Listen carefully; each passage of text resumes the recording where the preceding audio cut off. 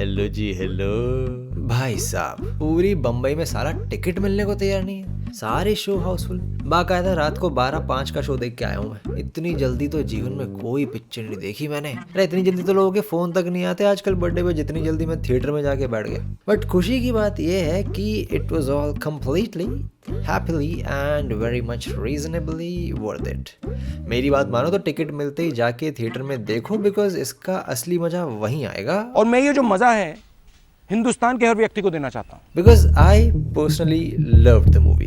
I mean obviously ये तो होना ही था, ऑब्वियसली, बिकॉज जो बंदे लगे हैं काम पे सभी इतने डिवोटेड हैं अपनी कला पे कि हाथ में आएगा तो मास्टरपीस ही आएगा। मतलब तुम ट्राई करो तो भी इसमें हग नहीं सकते। बंदे ने स्कोप ही नहीं छोड़ी है, क्योंकि जो मूवी डायरेक्ट करता है एक तो मतलब वो ये लिखता भी खुद ही है, एक्सेप्ट फॉर दिस वन, इसके अलावा सब पर्सनली निपटाता है। ऑन टॉप ऑफ दैट ये नोलन भैया की पहली मूवी है जिसकी राइटिंग इसने फर्स्ट पर्सन पर्सपेक्टिव में करी है, सो दैट हमें खुद ओपेनहाइमर का पर्सपेक्टिव दिखे मूवी में। And all of that this time genuinely and OP करके added with the sound design. भाई पिछवाड़े थर्रा उठे ऐसे एडिट एंड ऐसे साउंड वर्क से, कतई मजा आ गया। तो if you want you can stop the video right here, and if not तो वो भी ठीक है। तो देखो, this movie is basically a biographical cinematic documentary cum biopic developed as a thriller.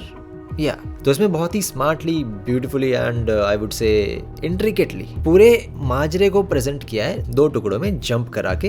एक कलर टाइमलाइन जिसमें ओपेनहाइमर के सब्जेक्टिव एक्सपीरियंसेस कन्वे किए हैं, और दूसरा ब्लैक एंड वाइट जिसमें ऑब्जेक्टिव एक्सपीरियंसेस पे एम्फेसाइज किया जाएगा from the perspective of the other characters in the movie, कि कैसे all the things that were happening during world war 2 led to the invention and development of an atomic bomb. तो scientist का जो हाथ था वो तो दिखाना ही था, बट गवर्नमेंट्स का, not just US but the other countries as well, Hitler, खुद जापान, भाई मतलब कैसे उनके डिसीजंस भी सारे ऐसे रहे which kind of made Hiroshima and Nagasaki bombings inevitable, even though it could and it should have been avoided entirely obviously. But focus एक पर्सनल एंगल से रखा है throughout the movie. Oppenheimer की स्ट्रगल्स, गलतियां, बचपना, जिद्दीपन, पॉलिटिकल व्यूज एंड इवन लौंडियाबाजी को दिखाने के लिए, which was a very good decision, because इससे कैरेक्टर एंड मूवी दोनों को ही एक बहुत अच्छी डेप्थ मिल गई जो बहुत जरूरी थी स्टोरी के प्रोग्रेशन के लिए। बिकॉज एट द एंड जब ऐसा कुछ बड़ा कांड होता है ना, तो पॉलिटिकली एक बकरा हमेशा बनाया जाता है, जो ओपेनहाइमर के केस में खुद ओपेनहाइमर को बनाया। He was labelled as a traitor, गद्दार, कि थ्रू आउट द रिसर्च ये सोवियत यूनियन की हेल्प कर रहा था। और ये काम भी मूवी के एंटागनिस्ट, मतलब not exactly antagonist but concluding moments में जिसने खंजर घोपा, उसका पर्सनल मोटिव ही था, because of which the aftermath happened the way it happened. Literally अभी 2022 में, पिछले साल जाके यूएस गवर्नमेंट ने अपना ओरिजिनल डिसीजन खारिज किया, वापस लिया, ये कह के कि भैया हमारे प्रोसेस में ही झोल था, हमारा ही सिक्का खोटा था। मतलब इंसान ने अपनी आधी जिंदगी लगा दी इस चीज के पीछे। फेम मिला नो डाउट, बट मरते दम तक हाथ में आया तो क्या? दुख, दर्द, पीड़ा और धोखा। कलयुग है भाई, कलयुग है। मतलब यू विल काफ़ी अच्छे से यू विल अंडरस्टैंड कि किस तरह से चीज़ें घूमती हैं, चीज़ें बदल जाती हैं, लोग बदल जाते हैं, सिचुएशंस बदल जाती हैं, और इंसान के बारे में इन जनरल अच्छी खासी एक इंसाइट मिलेगी तुमको इस मूवी को देख के। एनीवे, जो भी कास्ट है पूरी मूवी की, उनकी परफॉर्मेंसेस के बारे में तो कुछ कहने की ज़रूरत ऑब्वियसली है नहीं। It is obviously very good, like good, very good भी एक अंडरस्टेटमेंट ही पकड़ लो, but either way. Now at the end, अभी तक अगर तुम लोगों को नहीं पता था तो allow me to enlighten you कि ओपेनहाइमर जो था, he was quite a lot into Bhagavad Gita. मतलब ये मत बोलने लग जाना कि भैया सनातन धर्म को अपना लिया था ना, डोंट गो ओवरबोर्ड प्लीज।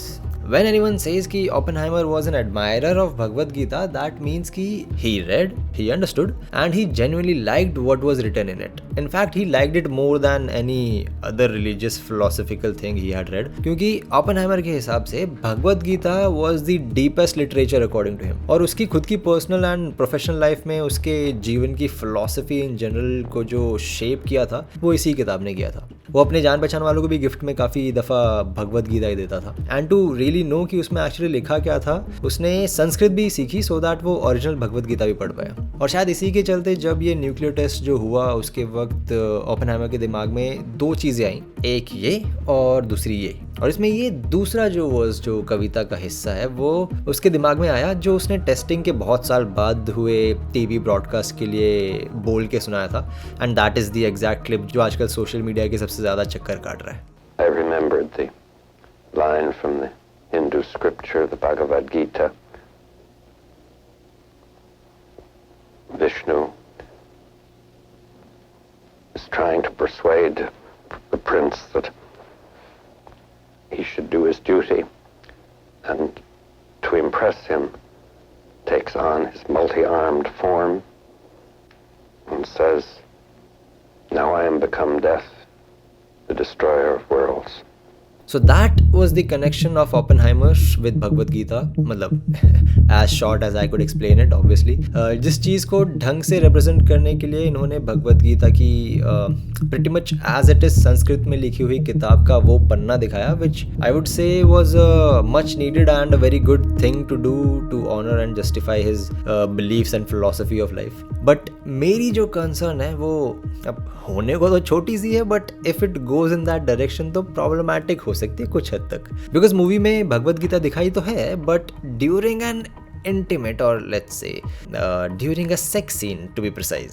तो मुझे पर्सनली कोई दिक्कत नहीं है ऑब्वियसली, बिकॉज एक तो मेरे लिए कोई ऑफेंस लेने वाली चीज़ है नहीं ये, plus I am obviously looking at it simply from an artistic cinematic और let's say story telling perspective. But yes, I do think कि they could have gone with a better route unless this is exactly what happened in the real life.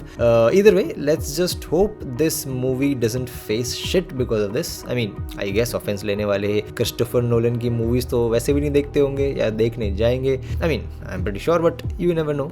बाकी तो बस यार इतनी बातें काफ़ी हैं फिलहाल। आई गेस तुमने मूवी देख ली है तो कमेंट्स में बताओ अपने ख्यालात, नहीं देखी तो जाके देखो, फिर करेंगे बात कमेंट्स में। Let's go. And yes, not to worry, अगली नेक्स्ट पे काम ऑब्वियसली चल रहा है, जल्दी आने वाली है।